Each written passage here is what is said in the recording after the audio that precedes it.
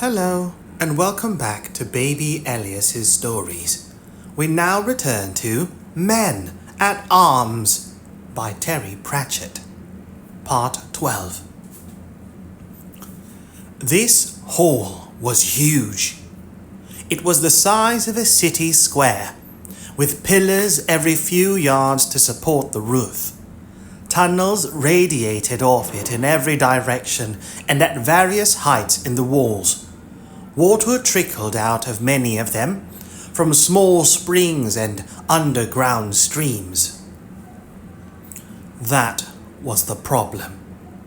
The film of running water over the stone floor of the hall had wiped away traces of the footprints.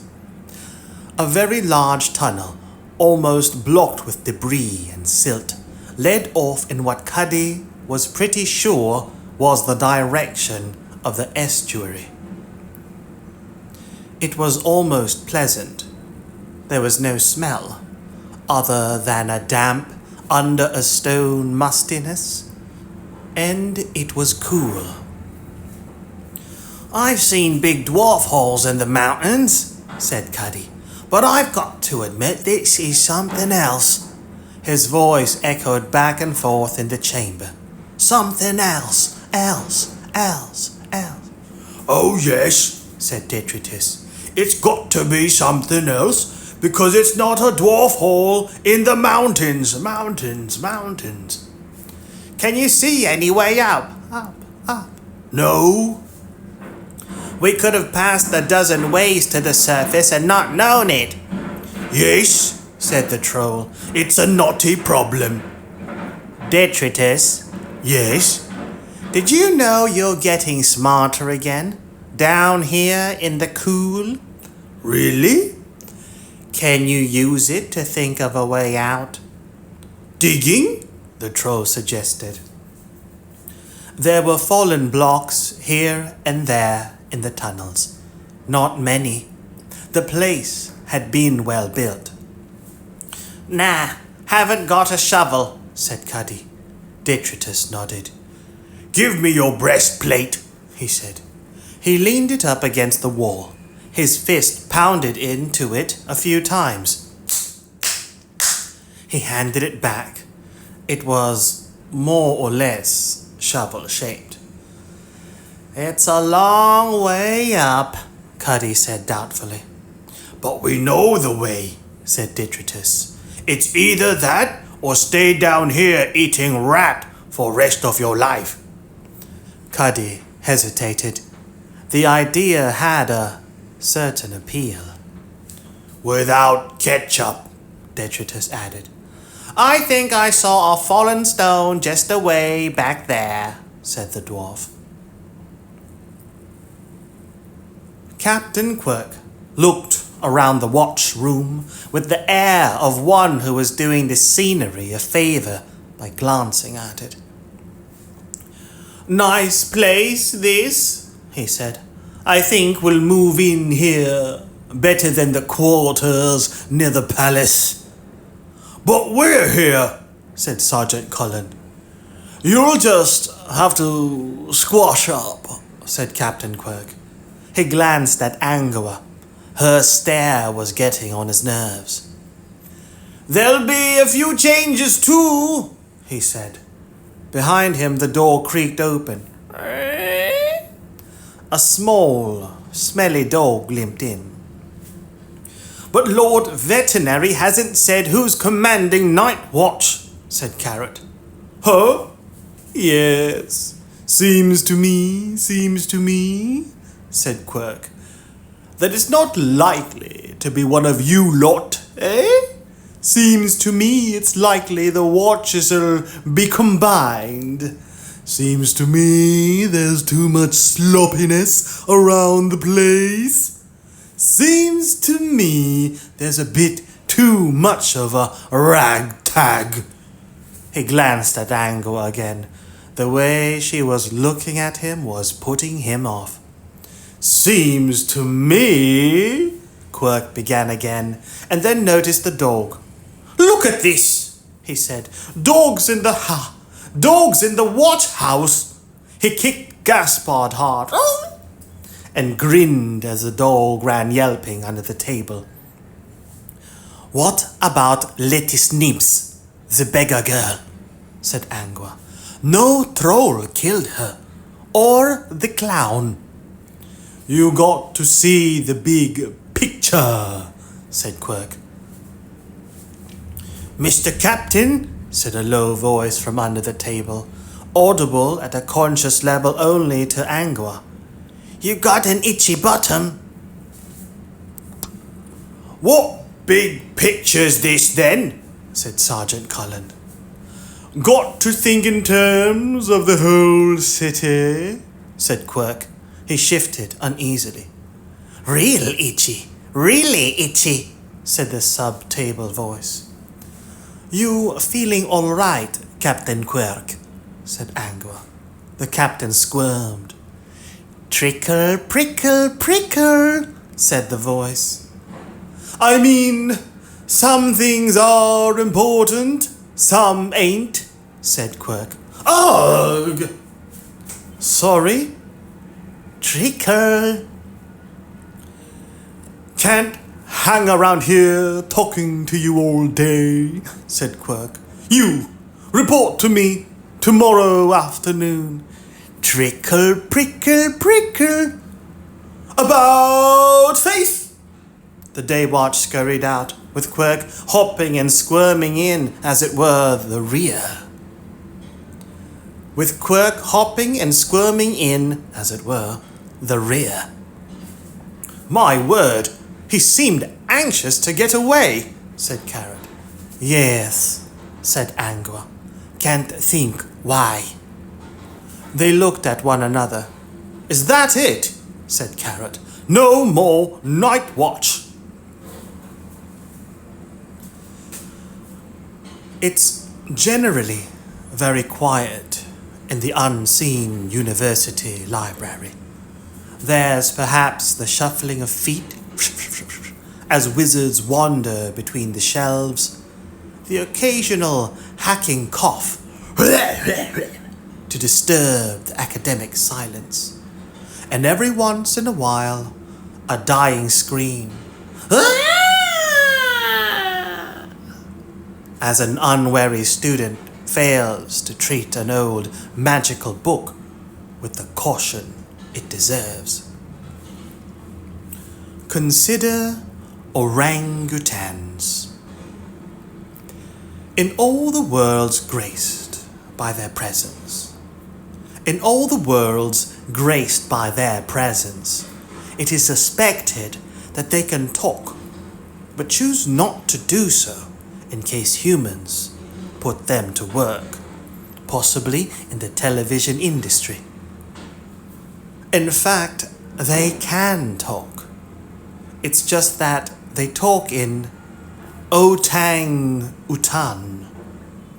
Humans are only capable of listening in bewilderment.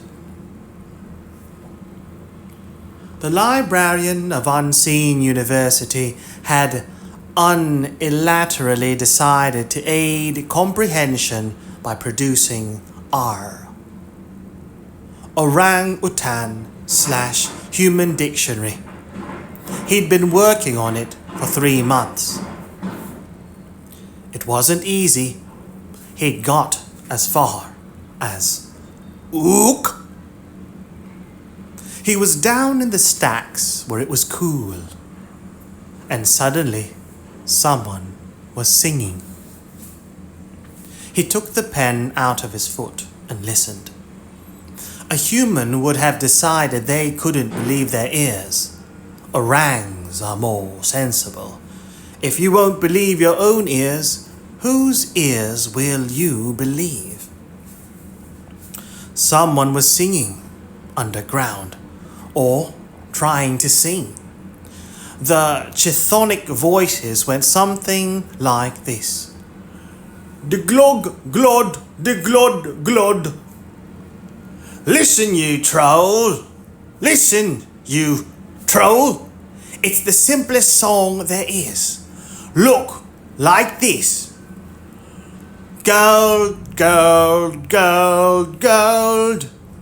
Gold, gold, gold, gold. No, that's the second verse. There was also the rhythmical sound of dirt being shoveled and rubble being moved.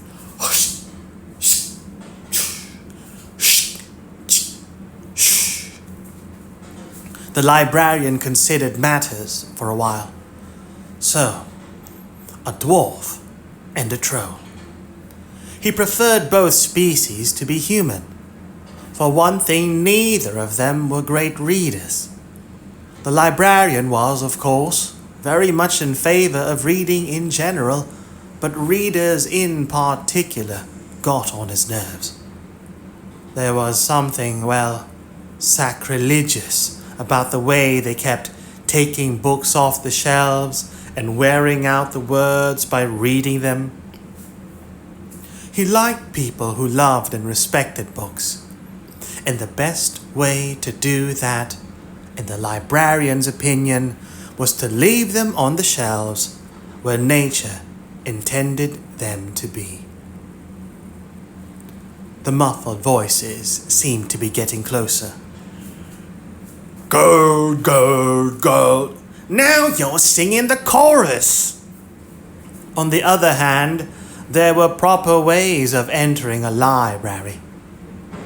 He waddled over to the shelves and selected Hump Tulip's seminal work, How to Kill Insects, all 2,000 pages of it.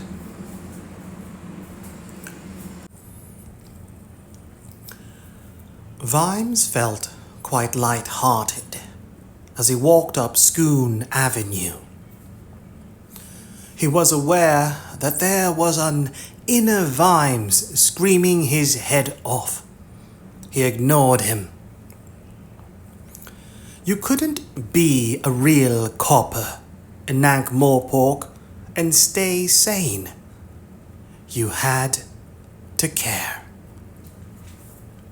And caring in Ankh-Morpork was like opening a tin of meat in the middle of a piranha school.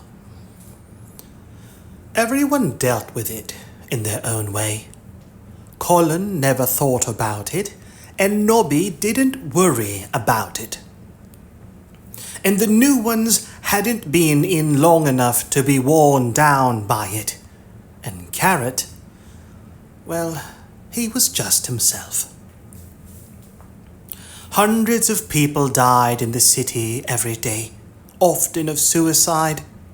So what did a few more matter?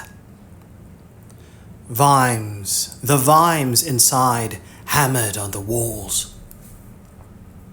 There were quite a few coaches outside the Ramkin mansion, and the place seemed to be infested with assorted female relatives and interchangeable Emmas. They were baking things and polishing things. Vimes strolled through, more or less unregarded. He found Sybil out in the dragon house, in her rubber boots and protective dragon armor. She was mucking out, apparently blissfully unaware of the controlled uproar in the mansion. She looked up as the door shut behind Vimes. "Oh, there you are. You're home early," she said. "I couldn't stand the fuss, so I came out here. But I'll have to go and change soon." She stopped when she saw his expression. "There's something wrong, isn't there?" "I'm not going back," said Vimes. "Really? Last week you said you'd do a full watch. You said you were looking forward to it." Not much gets past old Sybil, Vimes thought. She patted his hand. "I'm glad you're out of it," she said. Corporal Nobbs darted into the watch house and slammed the door behind him. Slam! "Well," said Carrot. "It's not good," said Nobby. They say the trolls are planning to march to the palace to get Coalface out. There's gangs of dwarves and trolls wandering around looking for trouble. And beggars. Lettuce was very popular. And there's a lot of guild people out there too. The city, he said importantly, is definitely a keg of #1 powder. How do you like the idea of camping out on the open plain? Said Colin. What's that got to do with it? If anyone puts a match to anything tonight, it's goodbye Ankh, said the sergeant morosely. Usually, we can shut the city gates, right? But there's hardly more than a few feet of water in the river. You flood the city just to put out fires, said Angua. Yep. Another thing, said Nobby. People threw stuff at me. Carrot had been staring at the wall. Now he produced a small, battered black book from his pocket and started to thumb through the pages. Tell me, he said in a slightly distant voice, has there been an irretrievable breakdown of law and order? Yeah, for about 500 years, said Colin. Irretrievable breakdown of law and order is what Ankh-Morpork is all about. No, I mean more than usual. It's important. Carrot turned a page. His lips moved silently as he read. Throwing stuff at me sounds like a breakdown in law and order, said Nobby. He was aware of their expressions. I don't think we can make that stick, said Colin. It stuck all right, said Nobby, and some of it went down my shirt. Why throw things at you? Said Angua. It's 'cause I was a watchman, said Nobby. The dwarves don't like the watch 'cause of Mr. Hammerhawk, and the trolls don't like the watch 'cause of Coalface being arrested, and people don't like the watch 'cause of all these angry dwarves and trolls around. Someone thumped at the door. Bump, bump, bump. That's probably an angry mob right now, said Nobby. Carrot opened the door. It's not an angry mob, he announced. Ook! It's an orangutan carrying a stunned dwarf followed by a troll, but he is quite angry, if that's any help. Lady Ramkin's butler, Willykins, had filled him a big bath. Ha! Tomorrow it'd be his butler and his bath. And this wasn't one of the old hip bath drag-it-in front of the fire jobs, no. The Ramkin mansion collected water off the roof into a big cistern. Cistern, a tank for storing water, especially one supplying taps or as part of a flushing toilet. A tank, cistern. The Ramkin mansion collected water off the roof into a big cistern. After straining out the pigeons, and then it was heated by an ancient geyser and flowed along drumming, groaning lead pipes to a pair of mighty brass taps, and then into an enameled tub. There were things laid out on a fluffy towel beside it, huge scrubbing brushes, 3 kinds of soap, a loofah.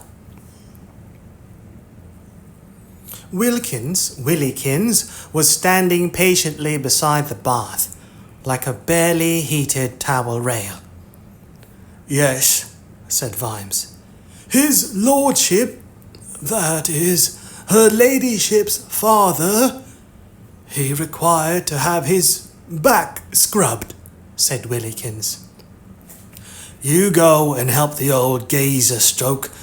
You go and help the old geyser stoke the furnace, said Vimes firmly. Left alone, he struggled out of his breastplate and threw it in the corner. The chainmail shirt followed it, and the helmet, and the money pouch, and various leather and cotton oddments that came between a watchman and the world. And then he sank, gingerly at first, into the suds. Try soap. Soap 11 work, said Detritus. Hold still, will you? Said Carrot. You're twisting my head off. Go on, soap him head. Soap your own head. There was a thong noise and Cuddy's helmet came free. Dong! Cuddy emerged, blinking into the light. Blink, blink. He focused on the librarian and growled. Hit me on the head. Ook? He says you came up through the floor, said Carrot. That's no reason to hit me on the head. Some of the things that come up through the floor at Unseen University don't even have a head, said Carrot. Ook? Or they have hundreds. Why were you digging down there? We weren't digging down. We were digging up. Carrot sat and listened. He interrupted only twice. Shot at you? 5 times, said Detritus happily. Have to report damage to breastplate, but not to backplate, on account of fortunately my body got in way, saving valuable city property worth $3. Carrot listened some more. Sewers, he said eventually. It's like the whole city underground. We saw crowns and stuff carved on the walls. Carrot's eyes sparkled. That means they must date right back to the days when we had kings. And then when we kept on rebuilding the city, we forgot they were down there. That's not all that's down there, said Cuddy. We found something. Oh? Something bad. You won't like it at all, said Detritus. Bad, bad, bad. Even worse. We thought it would be best to leave it there, said Cuddy, on account of it being evidence. But you ought to see it. It's going to upset everything, said the troll, warming to the part. What was it? If we tell you, you say, stupid ethnic people, you pulling my leg off, said Detritus. So you'd better come and see, said Cuddy. Sergeant Cullen looked at the rest of the watch. All of us? He said nervously. Shouldn't a couple of senior officers stay up here in case anything happens? Do you mean in case anything happens up here? Said Angua tartly. Or in case anything happens down there? I'll go with Lance-constable Cuddy and Lance-constable Detritus, said Carrot. I don't think anyone else ought to come. But it could be dangerous, said Angua. If I find who's been shooting at watchmen, said Carrot, it will be. Samuel Vimes reached up with a big toe and turned on the hot tap. Oi, oi, oi. There was a respectful knock at the door, and Willikins, old, retained in.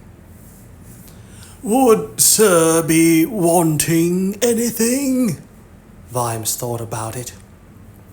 Lady Ramkin said you wouldn't be wanting any alcohol, said Willikins, as if reading his thoughts. Did she?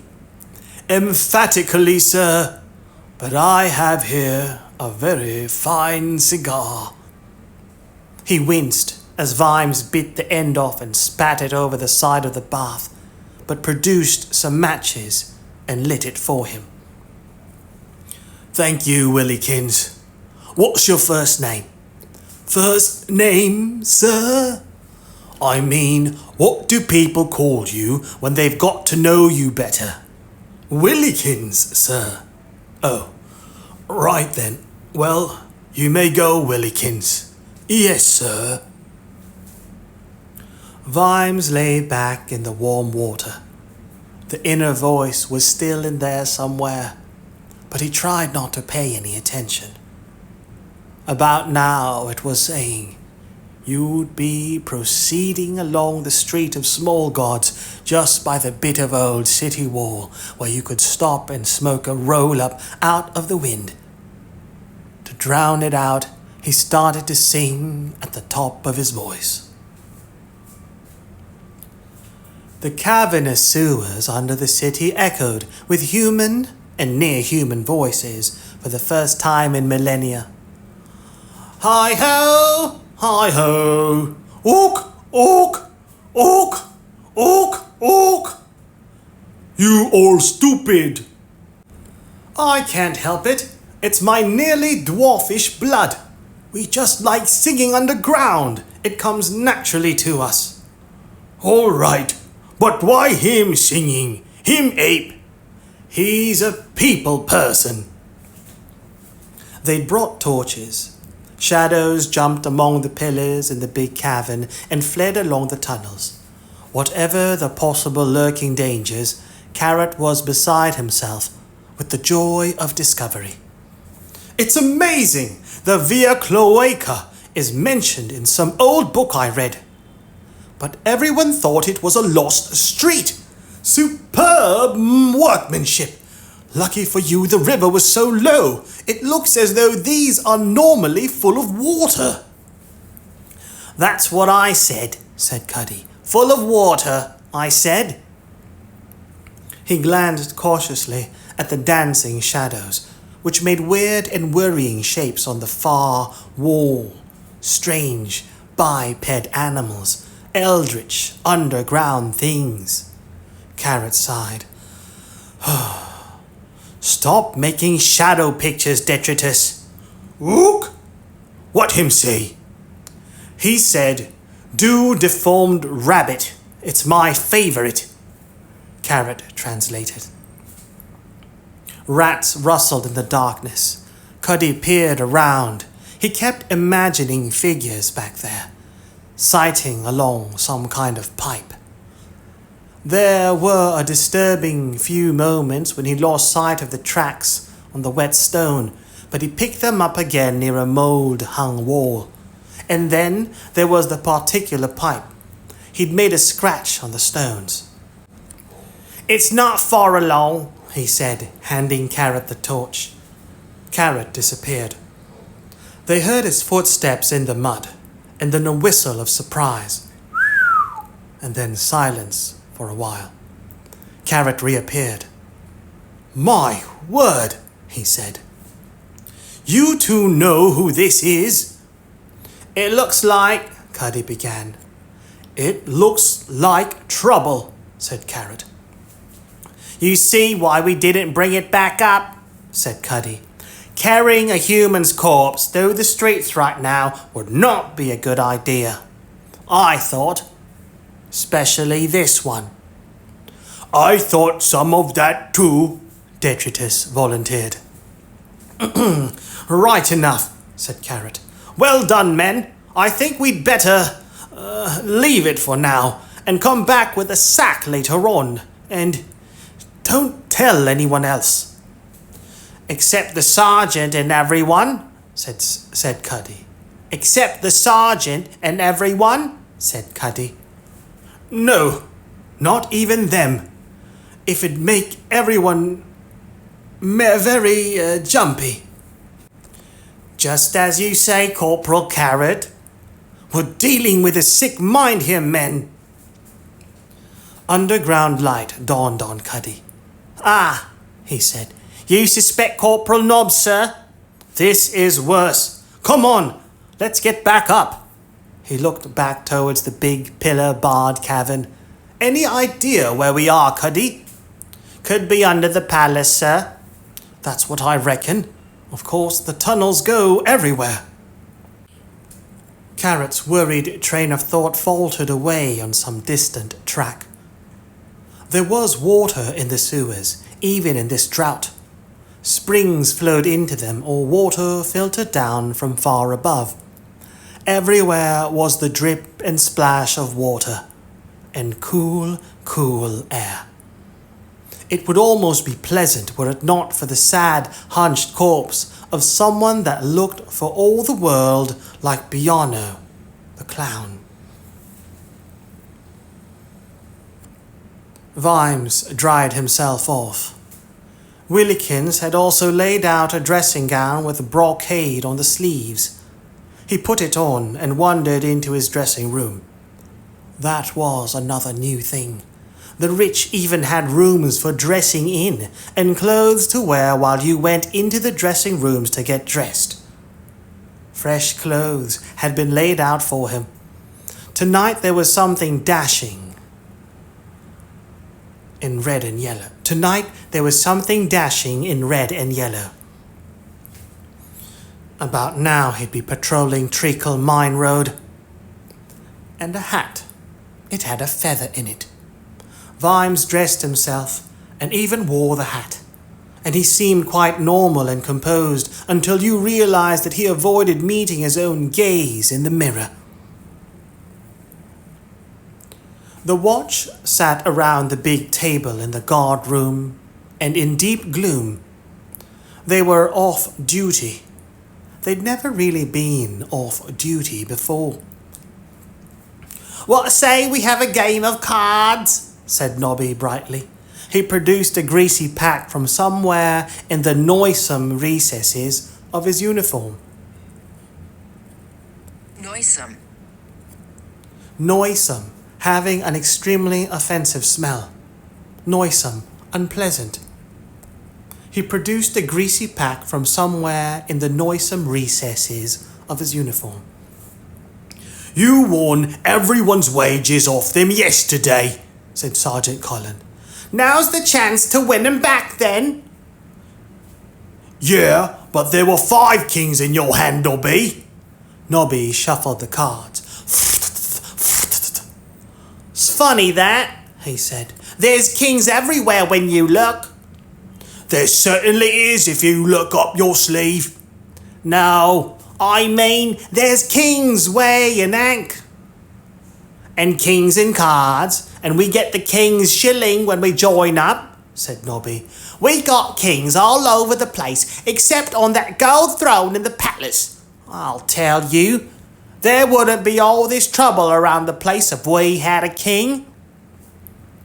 Carrot was staring at the ceiling, his eyebrows locked in concentration. Detritus was counting on his fingers. Oh yes, said Sergeant Colin. Beard be a penny a pint. Their trees bloom again. Oh yeah, every time someone stubs a toe in this town, turns out it wouldn't have happened if there'd been a king. Vimes would go spare to hear you talk like that. People'd listen to a king, though, said Nobby. Vimes would say, that's the trouble, said Colin. It's like that thing of his about magic. It's like that thing of his about using magic. That stuff makes him angry. How you get king in the first place, said Detritus. Someone sawed up a stone, said Colin. Ha! Anti-siliconism. Nah, someone pulled a sword out of a stone, said Nobby. How'd he know it was in there then? Colin demanded. It was sticking out, wasn't it? Where anyone could have grabbed it? In this town? Only the rightful king could do it, see? Said Nobby. Oh, right, said Colin. I understand. Oh yes, so what you're saying is, someone decided who the rightful king was before he pulled it out? Sounds like a fix to me. Probably someone had a fake hollow stone and some dwarf inside hanging on the other end with a pair of pliers until the right guy came along. A fly bounced on the window pane for a while, then zigzagged across the room, buzz, buzz, buzz, and settled on a beam where Cuddy's idly thrown axe cut it in half. "You got no soul, Fred," said Nobby. "I wouldn't have minded being a knight in shining armour. That's what a king does if you're useful. He makes you a knight. A night watchman in crappy armour is about your métier," said Colin. Métier. Métier, a trade, profession, or occupation. Métier, forte. "A night watchman in crappy armour is about your métier," said Colin, who looked around proudly to see if anyone had noticed the slanty thing over the E. "No, catch me being respectful to some bloke because he just pulled a sword out of a stone. That don't make you a king, mind you," he said. "Someone who could shove a sword into a stone. A man like that, now he's a king." "A man like that'd be an ace," said Nobby. Angua yawned. "Ding ding, a ding ding. What the hell is that?" "What the hell's that?" said Colin. Carrot's chair thumped forward. He fumbled in his pocket and pulled out a velvet bag, which he opened onto the table. Appended. Appended. Set or turned on its end or upside down. Upended. He fumbled in his pocket and pulled out a velvet bag, which he appended onto the table. Out slid a golden disc about 3 inches across. When he pressed the catch on one side, it opened like a clamshell. The stopped watch peered at it. "It's a clock," said Angua. "A watch," said Carrot. "It's very big." "It's because of the clockwork. There has to be room for all the little wheels. The small watches just have those little time demons in, and they don't last. And anyway, they keep rotten time. Ding, ding, a ding, ding, ding, dingle, ding, ding." "And it plays a rune," said Angua. "Every hour," said Carrot. "It's part of the clockwork. Ding, ding, ding, and it chimes the hours afterwards," said Carrot. "It's slow then," said Sergeant Colin. "All the others just struck. You couldn't miss 'em." "My cousin Jorgen makes ones like these," said Cuddy. "They keep better time than demons or water clocks or candles or those big pendulum things." "There's a spring and wheels," said Carrot. "The important bit," said Cuddy, taking an eyeglass from somewhere in his beard and examining the watch carefully. "It's a little rocking thingamy that stops the wheels from going too fast."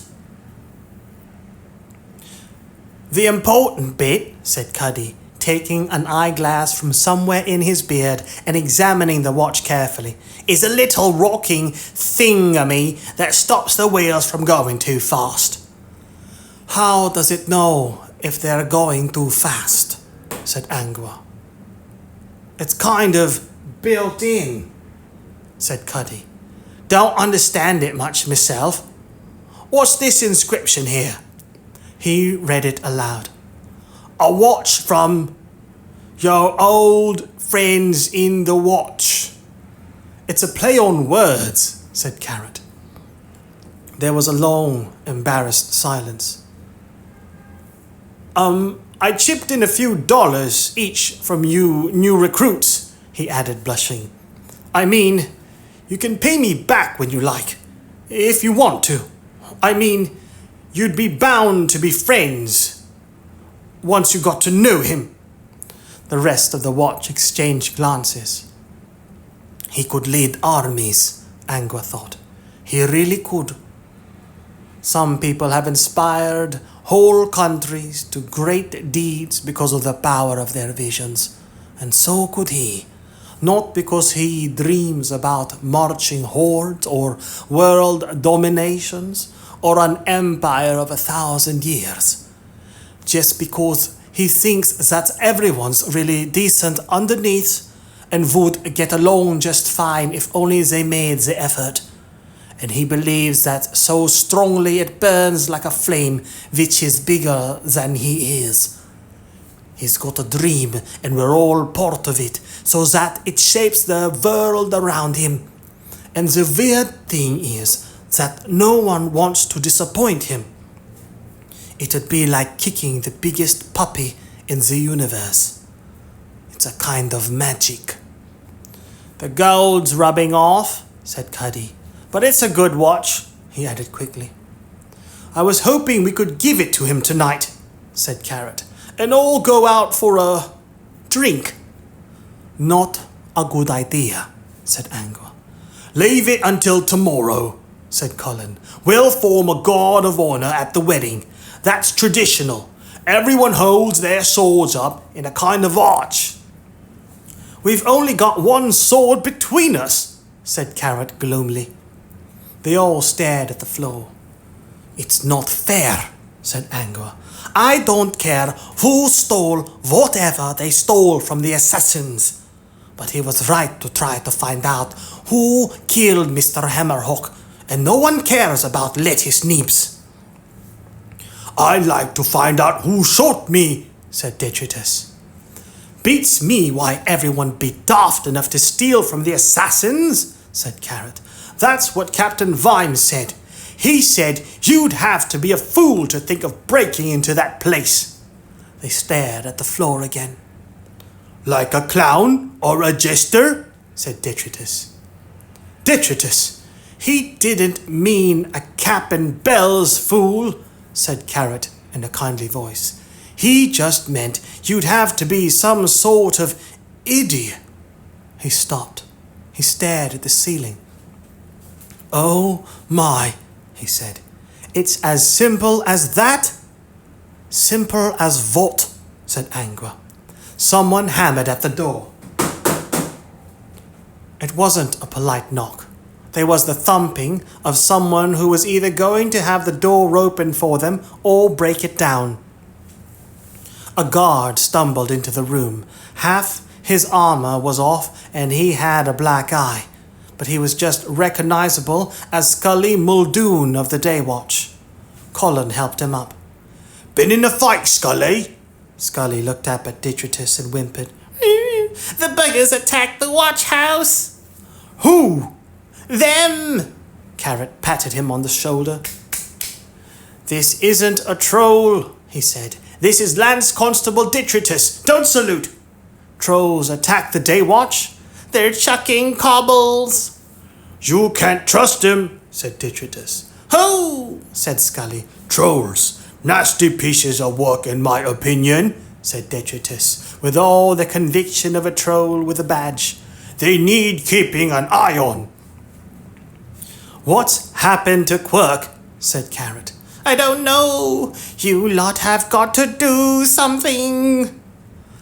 We're stood down, said Colin. Official. Don't give me that.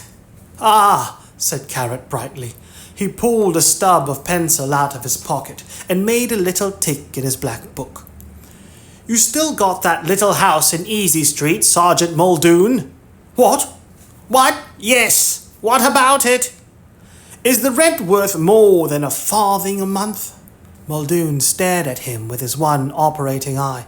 Are you simple or what? Carrot gave him a big smile. That's right, Sergeant Muldoon. Is it, though? Worth a farthing, would you say? There's dwarves running around the streets looking for a fight, and you want to know about property prices? A farthing? Don't be daft! It's worth at least $5 a month. Ah, said Carrot, ticking the book again. That'd be inflation, of course. and I expect you've got a cooking pot. Do you own at least 2 1/3 acres and more than half a cow?" All right, said Muldoon. "It's some kind of joke, right?" "I think probably the property qualification can be waived," said Carrot.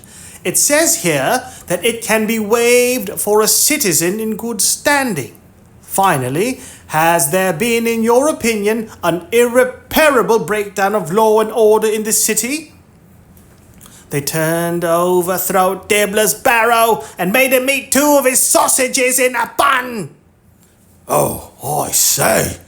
"Without mustard." "I think we can call that a yes," said Carrot. He ticked the page again and closed the book with a definite snap. "We'd better be going," he said. "We were told," Colin began.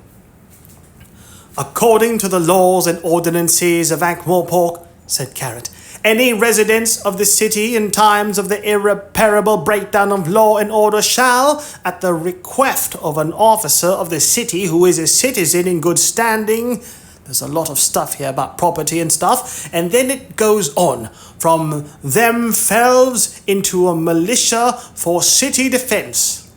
Form themselves into a militia for city defense." "What does that mean?" said Angua. "Militia?" mused Sergeant Cullen. "Hang on, you can't do that," said Muldoon. "That's nonsense." "It's the law. Never been repealed," said Carrot. "We've never had a militia. Never needed one." "Until now, I think." "Now look here," said Muldoon. "You come back with me to the palace. You're men of the watch." "And we're going to defend the city," said Carrot.